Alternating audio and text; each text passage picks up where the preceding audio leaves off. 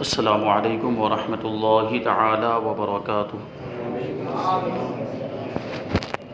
نحمده ونصلي ونسلم على رسوله الكريم، اما بعد فاعوذ بالله من الشیطان الرجیم، بسم اللہ الرحمن الرحیم۔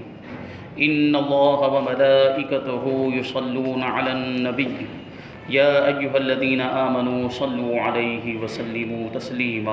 اللہم صل علی سیدنا ومولانا محمد معدن الجود والکرم وآلہ الکرام وابنہ الکریم وبارک وسلم صلاۃ وسلام علیک یا رسول اللہ صلی اللہ تعالی علیہ وسلم۔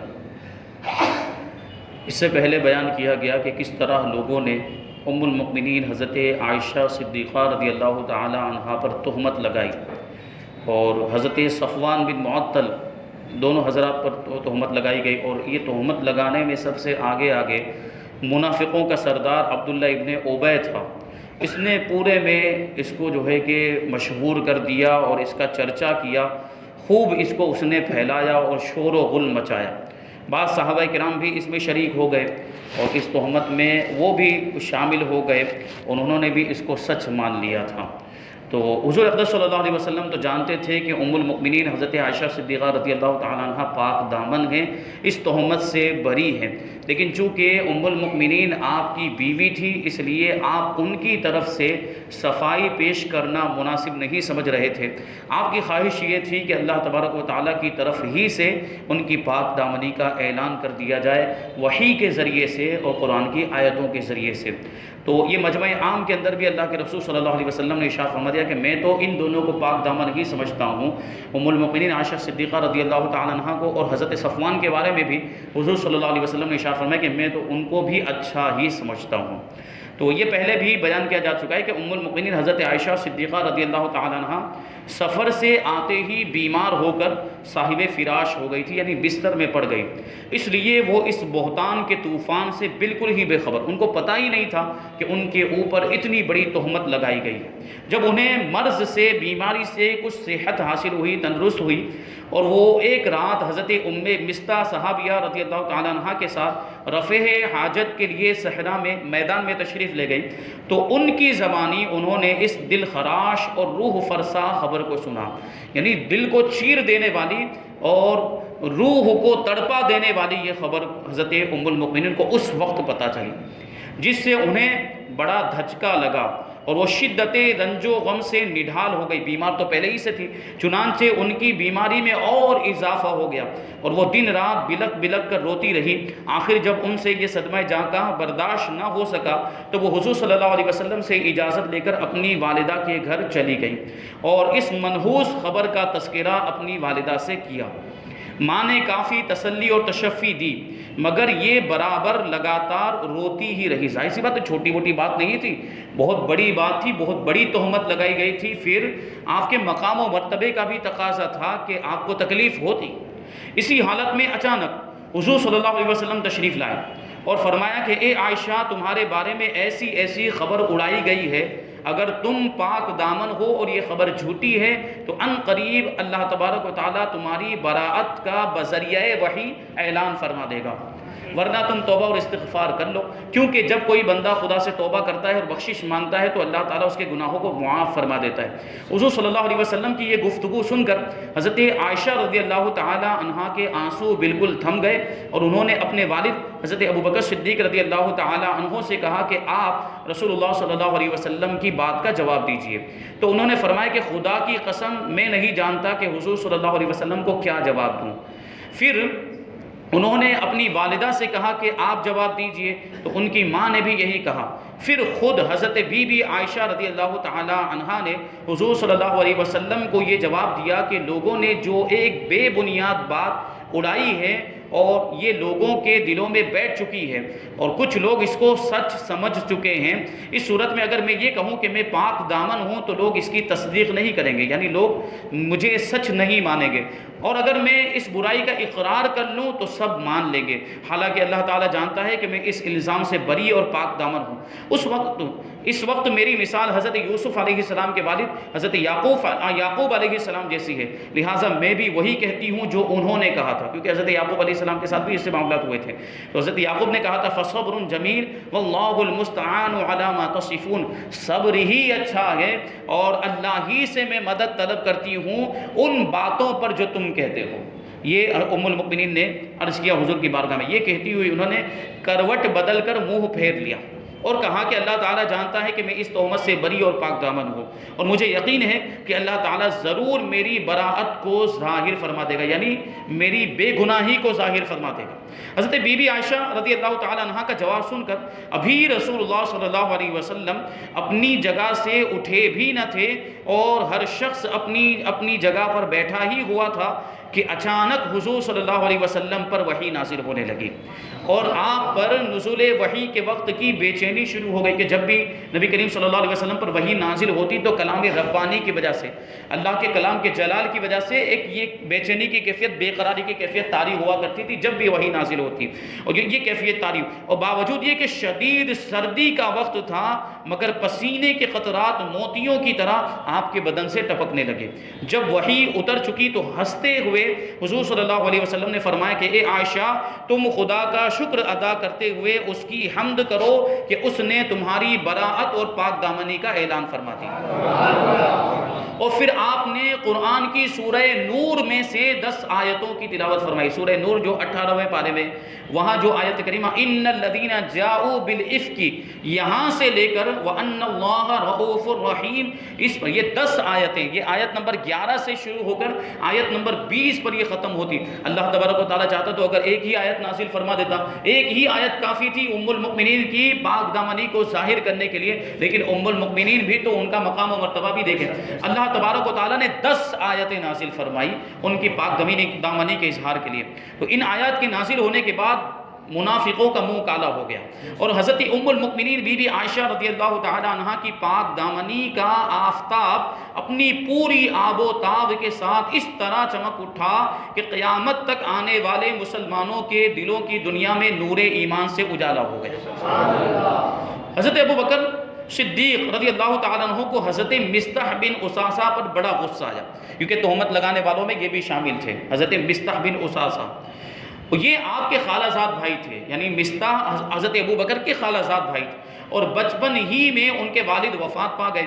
تو حضرت ابو بکر صدیق رضی اللہ تعالیٰ عنہ نے ان کی پرورش بھی کی تھی، اور ان کی مفلسی اور غریبی کی وجہ سے ہمیشہ ان کی مالی مدد بھی فرمایا کرتے تھے.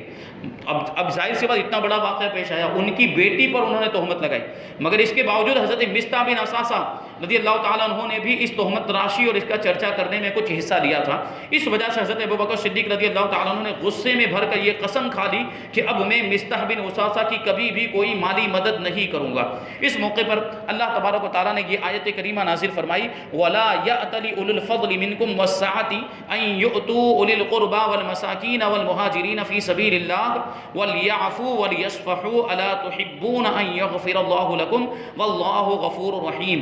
اور قسم نہ کھائیں وہ جو تم میں فضیلت والے اور گنجائش والے ہیں، وسعت والے ہیں، قرابت والوں یعنی رشتہ داروں اور مسکینوں اور اللہ کی راہ میں ہجرت کرنے والوں کو دینے کے تعلق سے، اور چاہیے کہ معاف کریں اور درگزر کریں.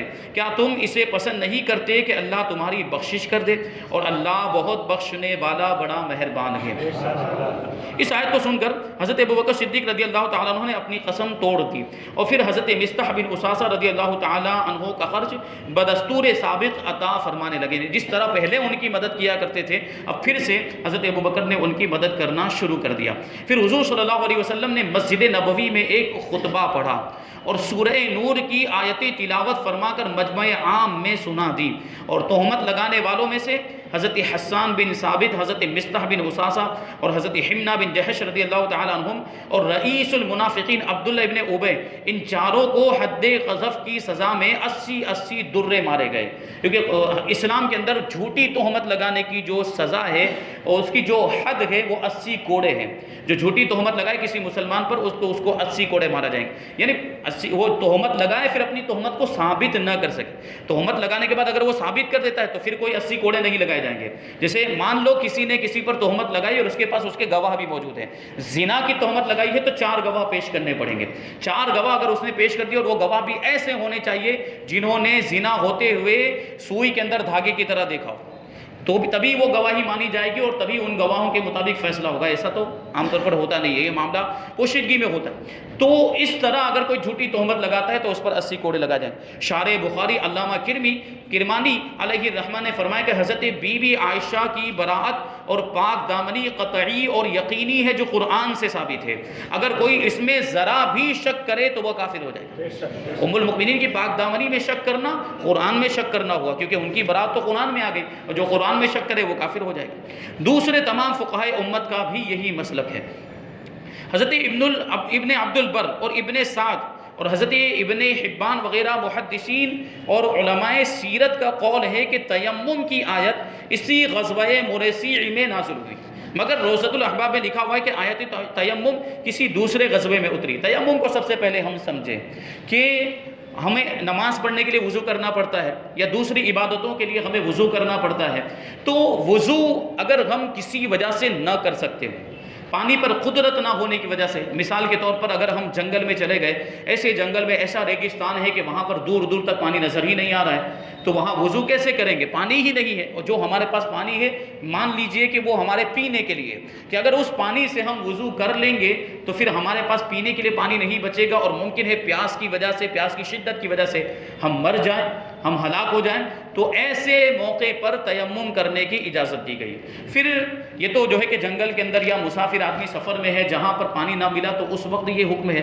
اور شہر میں رہتے ہوئے بھی بعض اوقات ایسا ہو سکتا ہے، جیسے مان لیجئے کہ کوئی اتنا سخت بیمار ہو گیا ہے کہ اب اگر وہ پانی کا استعمال کرے گا اپنے بدن کے اوپر تو اس کی بیماری اور زیادہ ہو جائے گی، اس کی بیماری میں اور اضافہ ہو جائے گا، یا ہلاک ہونے کا اندیشہ ہے کہ اس پانی کو، جیسے بخار بڑی شدت کا ہے اور جاڑے والا بخار ہے، جو بالکل وہ لرزے والا بخار جس کو کہا جاتا ہے، آدمی جس کا بدن بالکل کانپنے لگ جاتا ہے، تو ایسا بخار، اس کو انتہائی شدت والا بخار، ایسے میں اگر پانی استعمال کیا جائے اور مان لیجیے ٹھنڈی کا موسم بھی ہو ساتھ میں، تو آدمی کے ہلاک ہونے کا بھی اندیشہ ہوتا ہے، یا تکلیف، انتہائی شدید تکلیف پہنچنے کا اندیشہ ہوتا ہے. تو ایسی صورت میں بھی ہمارے علماء نے ایسے شخص کو تیمم کرنے کی اجازت دی.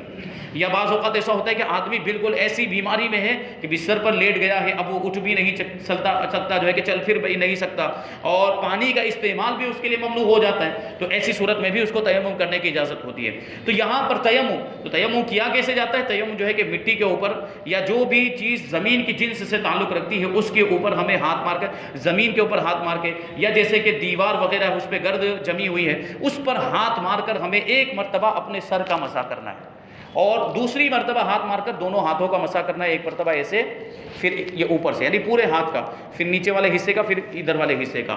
یہی تیمم انشاءاللہ پھر کبھی جو ہے کہ تیمم کا پورا طریقہ اور اس کے پورے مسائل بیان کیے جائیں گے. تو یہ تیمم ہے جو وضو کا خلیفہ، یعنی وضو پر قدرت نہ ہو تو تیمم کرنے کا حکم ہے. یہ ایک اسلام کے اندر مسلمانوں کو آسانی دی گئی ہے، مسلمانوں کے لیے رخصت کہ پانی نہ ملے تو تیمم کا آپشن دیا ہم کو، کہ اگر مان لیجئے اس وقت بھی وضو کرنے کا حکم ہوتا تو ہم کہاں جاتے؟ پانی ہی نہیں. تو یہ اسلام کے اندر لا اکراہ فی الدین، اسلام کے اندر، دین کے اندر کوئی زبردستی نہیں ہے، مجبور کرنا نہیں. جہاں ہم جیسے ایسی کوئی حاجت پیش آ جاتی ہے، ایسی کوئی تکلیف آتی تو اسلام کی طرف سے وہاں رخصت بھی دی گئی. اسلام کو آج جو ہے کہ بہت سخت بنا کر پیش کیا جاتا ہے. جو غیر قومیں ہیں یا جو لبرل قسم کے آزاد خیال لوگ، آزاد ذہن والے لوگ ہیں، وہ کیا کہتے ہیں؟ اسلام بڑا مشکل ہے، اسلام بہت دشوار ہے. پھر کیا یہ الزام جو ہے مولویوں پہ لگاتے ہیں کہ مولویوں نے اسلام کو بہت دشوار کر دیا، مولوی اسلام کو بہت مشکل کر کے پیش کرتے ہیں. تو مولوی کیا اپنی طرف سے کوئی بات بتاتے ہیں؟ علماء کرام کیا اپنی طرف سے کوئی بات کہتے ہیں؟ علماء کرام کیا کہتے ہیں؟ نماز فرض ہے تو ہم نے تھوڑی فرض کی، یہ تو اللہ نے فرض کی قرآن مجید کے اندر، وَأَقِیمُوا الصَّلَاةَ. مولوی کہتے ہیں زکوٰۃ فرض ہے تو یہ ہم نے تھوڑی فرض کی، تو اللہ تعالیٰ نے فرض کی ہے. اسی طرح جو بھی احکام بیان کرتے ہیں وہ شریعت کے احکام ہیں، یا تو حدیث کے اندر آئے یا قرآن کے اندر آئے، تو وہ تو قرآن و حدیث اللہ و رسول کی طرف سے نافذ کیے ہوئے، ہم نے تھوڑی نافذ کیے ہوئے. تو الزام لگانا ہو، اگر ہمت ہو تو اللہ پر الزام لگائیں، اگر ہمت ہو تو رسول اللہ پر نہیں لگا سکتے. اور اسلام میں کوئی دشواری نہیں ہے. اسلام کو تو، اس امت کو تو اللہ تبارک و تعالیٰ نے امت وسط فرمایا گیا کہ اس امت کو بہترین امت اور سب سے افضل امت قرار دیا گیا. اور اس کی جو ہے بہت ساری تفسیر کی گئی، اس میں سے ایک تفسیر یہ بھی ہے کہ اس میں احکام کے اندر بھی افراط و تفریط نہیں، یعنی اس کے اندر جو احکام دیے، جو قانون دیے ہیں، نہ بہت زیادہ سخت ہیں جیسے یہودیوں کے اندر ہوا کرتے تھے، نہ بہت زیادہ آسان ہیں، درمیانی انداز ہے کہ ہر کوئی اس پر عمل کر سکے. اور خود اللہ تبارک و تعالیٰ ارشاد فرماتا ہے لا یکلف اللہ نفسا الا وسعها. اللہ جو ہے کہ کسی بھی جان کو اتنی ہی تکلیف دیتا ہے جتنی اس کے اندر طاقت ہوتی ہے. نماز فرض کی تو ہم نماز پڑھ سکتے ہیں، اس لیے نماز فرض کی. روزے فرض کیے تو ہم روزے رکھ سکتے ہیں، اور روزے پورے سال کے اندر فرض نہیں کیے، یا 6 مہینے کے فرض نہیں کیے، پورے سال کے اندر صرف 1 مہینے. کون نہیں رکھ سکتا ہے؟ ہر کوئی رکھ سکتا ہے. ہاں بیمار ہے اگر کوئی آدمی، یا جو ہے کہ کوئی دوسری پریشانی، مسافر ہے، تو ویسے ہی رخصت دی گئی ہے اسلام کے اندر اس کو. تو یہ کہ حرج جہاں پر ہوتا ہے، جہاں تکلیف ہوتی ہے، وہاں اسلام آسانی بھی پیدا فرماتا ہے. تو یہ وضو کے بدلے میں اللہ تبارک و تعالیٰ نے دیکھیے تیمم کا حکم دیا. تو یہ تیمم والی جو چیز ہے، یہ جو نعمت، یہ ایک نعمت ہی ہے ہمارے لیے. یہ نعمت کس کے صدقے میں ملی ہے؟ تیمم کا جو حکم آیا ہے، اس کو غور کرنا. یہ کہاں پر یہ آیت نازل ہوئی؟ تیمم کی آیت بخاری شریف میں حضرت آیت تیمم کی شان نزول جو مذکور ہے وہ یہ ہے کہ حضرت بی بی عائشہ رضی اللہ تعالیٰ عنہ کا بیان ہے کہ ہم لوگ حضور صلی اللہ علیہ وسلم کے ساتھ ایک سفر میں تھے. جب ہم لوگ مقام بیدا یا مقام ذات الجیش میں پہنچے تو میرا ہار ٹوٹ کر کہیں گر گیا. اب یہ ہار ٹوٹنے کا واقعہ وہیں پر پیش آیا تھا جو ابھی اس سے پہلے بیان ہوا. حضور صلی اللہ علیہ وسلم اور کچھ لوگ اس ہار کی تلاش میں وہاں پر ٹھہر گئے، اور ہار کو ڈھونڈنے میں کافی ٹائم لگ گیا، اور وہاں پانی نہیں تھا. یعنی جہاں پر رک گئے تھے ہار کو تلاش کرنے کے لیے، وہاں پانی موجود نہیں تھا. کیونکہ اب ملک عرب کے معاملہ تو آپ جانتے ہیں کہ ریگستانی ضمیر ہے، کہ شہر کے باہر اگر نکل جائے ریگستان میں تو پھر پانی دستیاب نہیں ہوتا. تو جہاں رکے تھے وہاں پانی موجود نہیں. تو کچھ لوگوں نے حضرت ابوبکر صدیق رضی اللہ تعالیٰ عنہ کے پاس آ کر شکایت کی کہ آپ دیکھتے نہیں کہ حضرت بی بی عائشہ نے کیا کیا، یعنی ان کی وجہ سے ہم کو ایسی جگہ پر رکنا پڑا ہے جہاں پر پانی نہیں. اب ہم وضو کیسے کریں گے، ہم نمازیں کیسے پڑھیں گے؟ اس وقت تک چونکہ آیت تیمم نازل نہیں ہوئی تھی، اس لیے انہوں نے یہ شکایت حضرت ابوبکر سے کی. حضور صلی اللہ علیہ وسلم اور صحابہ تو یہ کہا کہ بی بی عائشہ نے کیا کیا، حضور صلی اللہ علیہ وسلم اور صحابہ کرام کو یہاں ٹھہرا لیا ہے، حالانکہ یہاں پانی موجود نہیں. یہ سن کر حضرت ابوبکر صدیق رضی اللہ تعالیٰ عنہ میرے پاس آئے. یعنی حضرت عائشہ کہتی کہ حضرت ابوبکر میرے پاس آئے، اور جو کچھ خدا نے چاہا انہوں نے مجھ کو سخت و سست کہا. کیونکہ میری وجہ سے ہوا تھا تو مجھے ڈانٹا.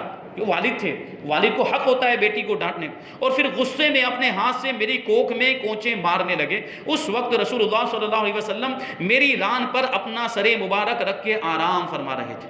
یہ شان ہے ام المؤمنین. کیا آپ غور کریں کہ جس وقت رسول اللہ صلی اللہ علیہ وسلم ام المؤمنین عائشہ صدیقہ رضی اللہ تعالی عنہا کی گود میں سر مبارک رکھ کے آرام فرماتے ہوں گے، تو کیا وہ گود عرش الہی سے افضل نہیں ہوگی؟ اس گود کا مقام و مرتبہ کتنا ہوگا؟ یہ ام المؤمنین ہے. تو اب وہ اس وقت حضور آرام فرماتے اور حضرت ابوبکر ان کی کوکھ میں انگلیاں مار رہے تھے. اس وقت رسول اللہ صلی اللہ علیہ وسلم میں یہ فرمایا، تو اس وجہ سے مار کھانے کے باوجود میں ہل نہیں سکتی تھی، کہ اگر میں ہلتی تو رسول اللہ صلی اللہ علیہ وسلم کے آرام میں خلل واقع ہو جاتا، آپ بیدار ہو جاتے. یہ صحابہ کرام کا ادب و احترام دیکھیں. حضرت علی کا بھی واقعہ آپ نے پڑھا سنا ہوگا کہ حضور دیکھیے وہ نماز عصر چھوٹ جا رہی، پھر حضرت ابوبکر کا واقعہ کہ سانپ نے ڈس لیا، اس کے باوجود حرکت نہیں کر رہے کہ حضور کے آرام میں خلل واقع ہو جائے گا. تو یہ سب چیزیں ہوتی ہیں، یہ آداب ہوتے ہیں. تو یہ اس خوف سے کہ حضور صلی اللہ علیہ وسلم بیدار نہ ہو جائے حرکت نہیں کی. تو وہاں کہیں پانی موجود نہیں تھا. اچانک حضور صلی اللہ علیہ وسلم پر تیمم کی آیت نازل ہو گئی. چنانچہ حضور صلی اللہ علیہ وسلم اور تمام صحابہ کرام نے تیمم کیا اور نماز فجر ادا کی. اس موقع پر حضرت اسید ابن حضیر رضی اللہ تعالیٰ عنہ نے خوش ہو کر کہا کہ اے ابو بکر کی آل، یعنی اے ابو بکر کی اولاد، یہ تمہاری پہلی ہی برکت نہیں ہے. پھر ہم لوگوں نے اونٹ کو اٹھایا تو اس کے نیچے سے ہم کو ہار مل گیا. جس ہار کو، اب اس میں بھی کچھ حکمت ہوگی کہ وہ اونٹ کے نیچے ہی ہار تھا اور ہار کو جو ہے کہ مختلف جگہوں پر ڈھونڈ رہے تھے تو آیت تیمم ملنے والی تھی. اب قیامت تک کے لیے مسلمانوں کے لیے آسانی ہو گئی. یہ اس ہار کے گم ہونے کی وجہ سے، اس ہار کے گم ہونے میں کتنی بڑی حکمت تھی. تو بعض اوقات کبھی بظاہر کچھ چیزیں ایسی لگتی ہیں کہ جو ناگوار ہوتی ہیں، لیکن ان کے پیچھے بڑے بڑے راز ہوتے ہیں. جیسے حضرت آدم علیہ السلام کا واقعہ آپ نے سنا کہ وہ درخت سے منع کیا گیا تھا، پھر بھی انہوں نے خطۂ اجتہادی کے طور پر انہوں نے کھا لیا. اگر وہ نہ کھاتے تو دنیا میں آتے، یہ دنیا آباد ہوتی. کتنی بڑی حکمت اس کے اندر.